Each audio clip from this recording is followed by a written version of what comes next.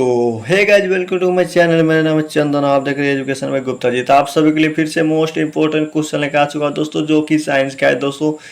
20 objective question है, इसको सही से नोट कर लेना है आप लोगों को। अगर आप लोग नए आए हैं मेरे चैनल पे पहले, तो फिर मेरे चैनल को कर दो सब्सक्राइब और साथ में बेल आइकन दबाते रहिए, ताकि हमारा कोई नया वीडियो अपलोड हो तुरंत आप तक पहुंच जाए। तो जी दोस्तों, बिना समय का अपने वीडियो को और चलते हैं दोस्तों। आपका पहला नंबर में दिया जा रहा है, निम्न में से कौन सा पदार्थ लेंस बनाने के लिए उपयुक्त नहीं है दोस्तों। निम्न में से कौन सा पदार्थ लेंस बनाने के लिए उपयुक्त नहीं किया जा सकता। ए नंबर में जल, बी कांच और सी प्लास्टिक और डी मिट्टी। तो आपका इसका राइट आंसर हो जाएगा दोस्तों ए नंबर में। तो आपका इसका राइट आंसर हो जाएगा दोस्तों मिट्टी। मिट्टी जो है लेंस बनाने के लिए उपयुक्त नहीं किया जा सकता है दोस्तों। इसको आपको सही से नोट कर लेना है, ताकि ये बार बार परीक्षा में पूछे जाने वाला प्रश्न है दोस्तों। तो आपको इसको नोट में सही से नोट कर लेना है दोस्तों। चलिए अगले क्वेश्चन को चलते हैं दोस्तों। दूसरे में आपको दिया रहा है, उत्तल लेंस की क्षमता एक डायोप्टर है, तो उस लेंस की फोकस दूरी क्या होगी। आपका ऑप्शन दिया है नंबर में +10 सेंटीमीटर और बी नंबर में -10 सेंटीमीटर, सी नंबर में -100 सेंटीमीटर और डी नंबर -100 सेंटीमीटर। तो आपका इसका राइट आंसर हो जाएगा दोस्तों सी नंबर होगा दोस्तों, +100 सेंटीमीटर होगा दोस्तों उसकी फोकस दूरी, फोकस स्थानांतर। इसको आपको सही से नोट कर लेना है दोस्तों। चलिए अगला क्वेश्चन को जाते हैं दोस्तों। 3 नंबर में आपको दे रहा है, किस बिंब का वास्तविक तथा समान साइज का प्रतिबिंब प्राप्त करने के लिए बिंब के उत्तल लेंस के सामने क्या रखा जाना चाहिए दोस्तों। ए नंबर में लेंस की मुख्य कितनी फोकस दूरी और बी नंबर में फोकस दूरी और दुगुनी होनी चाहिए दोस्तों। सी नंबर में अंत पर और डी नंबर में लेंस के प्रकाशित केंद्र का मुख्य फोकस के बीच होना चाहिए दोस्तों। आपका ऑप्शन दिया, तो आपका इसका राइट आंसर हो जाएगा दोस्तों बी नंबर होगा दोस्तों। इसको आपको सही से नोट कर लीजिएगा, लेना है। फोकस दूरी और दुगुनी पर होनी चाहिए दोस्तों, तभी वस्तु का समान बिंब बनेगा दोस्तों। आपको इसको सही से नोट कर लेना है। चलिए अगले क्वेश्चन को चलते हैं दोस्तों। चौथा नंबर में आपको दिया रहा है, किस गोलीय दर्पण तथा किसी पतले गोलीय लेंस दोनों की फोकस दूरी -15 सेंटीमीटर है। दर्पण तथा लेंस की संभावत क्या है, आपको इसमें बताना है दोस्तों। तो आपका ऑप्शन दिया जा रहा है, ए नंबर में दोनों अवतल होंगे, बी नंबर में दोनों उत्तल और सी नंबर में दर्पण अवतल तथा लेंस उत्तल। तो डी नंबर में दर्पण उत्तल तथा लेंस अवतल। तो आपका इसका ऑप्शन सही राइट आंसर होगा दोस्तों ए नंबर में होगा दोस्तों।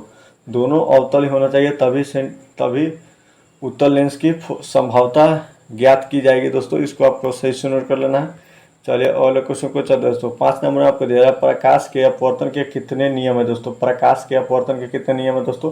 आपका ऑप्शन दिया है, ए नंबर में 1, बी नंबर में 2 और सी नंबर में 3 और डी नंबर में 4। तो आपका इसका राइट आंसर होगा दोस्तों बी नंबर। आप प्रकाश के अपवर्तन के 2 नियम होते हैं दोस्तों, 2 होते हैं। इसको आपको सही से नोट कर लेना है। चलिए अगले क्वेश्चन को चलते हैं दोस्तों। प्रकाश के परावर्तन के कितने नियम है दोस्तों। आपका ऑप्शन पहला क्वेश्चन दिया है आप, तो आपका 6ठा नंबर में दिया जाए, प्रकाश के परावर्तन के कितने नियम है। ए नंबर में 1, 2 नंबर में 2 और बी नंबर में 3 और डी नंबर में 4। तो आपका इसका राइट आंसर होगा दोस्तों बी नंबर में होगा। प्रकाश के परावर्तन के 2 नियम होते हैं दोस्तों, और प्रकाश के अपवर्तन के भी 2 नियम होते हैं। आपको इसको सही से नोट कर लेना है। चलिए दोस्तों अगले क्वेश्चन को चलते हैं दोस्तों। 7वें नंबर में आपको दिया है, सरल सूक्ष्मदर्शी में किसका उपयोग किया जाता है। सरल सूक्ष्मदर्शी में किसका उपयोग किया जाता है। ए नंबर में अवतल दर्पण, बी नंबर में उत्तल दर्पण और सी नंबर में अवतल लेंस और डी नंबर में उत्तल लेंस। तो आपका इसका राइट आंसर होगा दोस्तों डी नंबर में उत्तल लेंस होगा दोस्तों। इसको आपको सही से नोट कर लेना है। चलिए अगले क्वेश्चन को चलते हैं दोस्तों। 8वें नंबर आपको दे रहा है, एक उत्तल लेंस की क्या होती है दोस्तों। एक उत्तल लेंस क्या होता है। ए नंबर में सभी जगह समान मोटाई का और बी नंबर में बीच की अपेक्षा किनारे पर मोटा और सी नंबर में किनारे की अपेक्षा बीच में मोटा और डी नंबर में इनमें से कोई नहीं। तो आपका इसका राइट आंसर होगा दोस्तों सी नंबर में। लेंस उत्तल लेंस किनारे की अपेक्षा बीच में मोटा होता है दोस्तों। आपको इसको सही से नोट कर लेना है दोस्तों, बी सी नंबर में होगा। तो चलिए दोस्तों अगले क्वेश्चन की ओर चलते हैं दोस्तों। 9 नंबर में आपको दिया, निर्गत किरण एवं अभिलंब के बीच के कोण को क्या कहते थे। ए नंबर में आपतन कोण, बी नंबर में परावर्तन कोण और सी नंबर में निर्गत कोण और डी नंबर में इनमें से कोई नहीं। तो तो आपका इसका राइट आंसर हो जाएगा दोस्तों सी नंबर होगा, निर्गत कौन होगा दोस्तों। आपको इसको सही से नोट कर लेना है। चलिए अगले क्वेश्चन को चलते हैं दोस्तों। 10 नंबर में आपको दिया है 1 मीटर की फोकस दूरी वाले उत्तल लेंस की क्षमता क्या होगी। 1 मीटर फोकस दूरी वाले उत्तल लेंस की क्षमता क्या होगी दोस्तों। तो आपका ऑप्शन दिया है मतलब -1D और बी नंबर में माइनस और बी नंबर में 1D और सी नंबर में 2D और डी नंबर में 1.5D। तो आपका इसका राइट आंसर होगा दोस्तों बी नंबर होगा 1D होगा। तो इसको आपको सही से नोट कर लेना है। चलिए अलग कुछ क्वेश्चन को चलते हैं दोस्तों।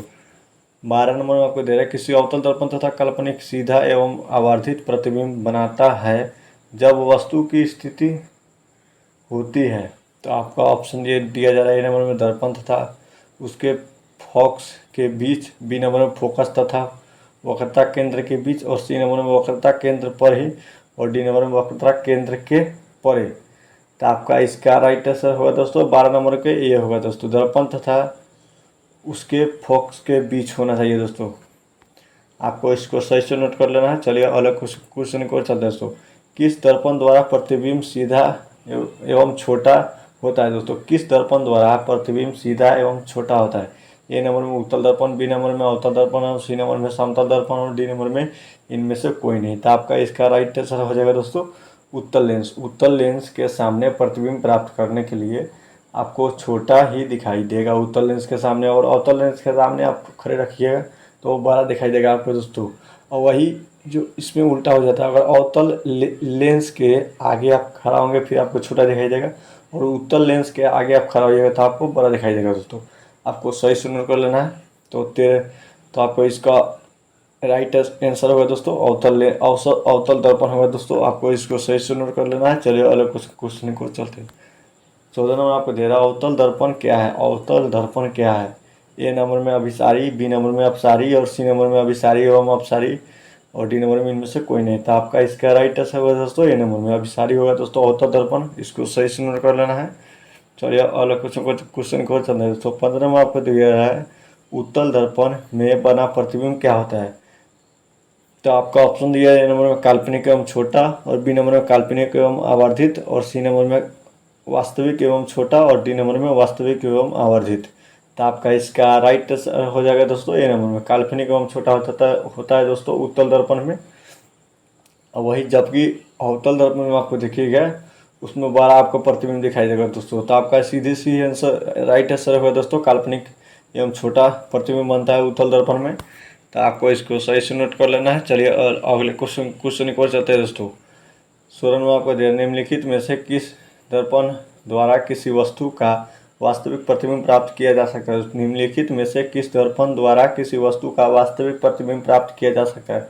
ए नंबर में समतल दर्पण द्वारा, बी नंबर में अवतल दर्पण द्वारा और सी नंबर में उत्तल दर्पण द्वारा और डी नंबर में इनमें से सभी दर्पण द्वारा। तो आपका इसका राइट आंसर हो जाएगा दोस्तों बी नंबर में होगा अवतल दर्पण द्वारा होगा दोस्तों। इसको आपको सही से नोट कर लेना है। तो चलिए दोस्तों अगले क्वेश्चन को चलते हैं दोस्तों। तो आपको 17 नंबर में दिया जा रहा है निम्नलिखित में से किसने बड़ा और वास्तविक प्रतिबिंब बनता है। निम्नलिखित में से किसमें बड़ा और वास्तविक प्रतिबिंब बनता है। ए नंबर में समतल दर्पण और बी नंबर में उत्तल दर्पण और सी नंबर में अवतल दर्पण और डी नंबर में अवतल लेंस। तो आपका इसका राइट आंसर हो जाएगा दोस्तों सी नंबर में होगा अवतल दर्पण में बड़ा वास्तविक प्रतिबिंब बनता है दोस्तों। अवतल दर्पण में आपको पहले ही बताया था दोस्तों अवतल दर्पण में बड़ा प्रतिबिंब बनता है। उसको आपको सही से नोट कर लेना है दोस्तों। तो चलिए दोस्तों अगले क्वेश्चन को चलते हैं। 18 में दिया है समतल दर्पण द्वारा बना प्रतिबिंब हमेशा क्या होता है। तो समतल दर्पण द्वारा बना प्रतिबिंब हमेशा क्या होता है। ए नंबर में वास्तविक होता है, बी नंबर में काल्पनिक होता है और सी नंबर में और सी नंबर में कभी वास्तविक तो कभी काल्पनिक होता है और डी नंबर में इनमें से कोई नहीं। तो आपका इसका राइट आंसर हो जाएगा दोस्तों बी नंबर में होगा काल्पनिक होता है दोस्तों। इसको आपको सही से नोट कर लेना है। चलिए अलग क्वेश्चन को चलते हैं दोस्तों। 19 नंबर आपको दे रहा है किस वस्तु का आवर्धित प्रतिबिंब बनता है दोस्तों। किस वस्तु का आवर्धित यानी कि आधा प्रतिबिंब बनता है। ए नंबर में अवतल दर्पण में, बी नंबर में समतल दर्पण में और सी नंबर में उत्तल दर्पण में और डी नंबर में सब प्रकार के दर्पण से। तो आपका इसका राइट आंसर होगा दोस्तों अवतल दर्पण में बनता है दोस्तों आवर्धित प्रतिबिंब बनता है अवतल दर्पण में। इसको आपको सही से नोट कर लेना है। चलिए अलग कुछ क्वेश्चन, तो चलिए दोस्तों अगले क्वेश्चन की ओर चलते हैं। 20 नंबर में आपको दिया है काल्पनिक प्रतिबिंब हमेशा क्या बनता है दोस्तों। काल्पनिक प्रतिबिंब हमेशा क्या होता है। ए नंबर में सीधा होता है, बी नंबर में उल्टा होता है और सी नंबर में तिरछा होता है और डी नंबर में पौधा होता है। तो आपका इसका राइट आंसर होता है तो सीधा होता है। काल्पनिक प्रतिबिंब हमेशा सीधा ही होता है दोस्तों, आपको इसको सही से नोट कर लेना है। हमारा क्वेश्चन यहीं पे खत्म है दोस्तों, तब तक के लिए जय हिंद।